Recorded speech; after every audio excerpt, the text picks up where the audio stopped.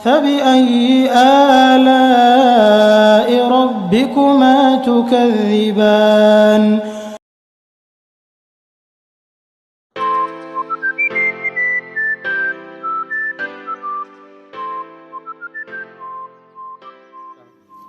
बिस्मिल्लाहिर्रहमानिर्रहीम। अस्सलाम वालेकुम गाइस। तो आप देख रहे हैं नियाजी फूड चैनल। तो आज हम बनाएंगे ग्रीन चिकन रेस्टोरेंट कढ़ाई।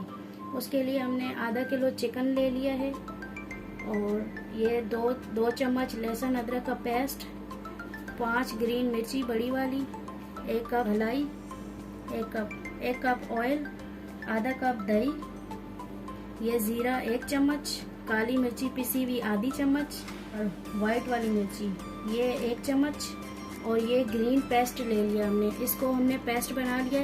1 गट्ठी हरा धनिया ले लिया हमने और आधी गट्ठी पुदीना, 2 हरी मिर्ची, इनको हमने ग्राइंड कर लिया। ये ग्रीन पेस्ट बना लिया। चलिए शुरू करते हैं कुकिंग।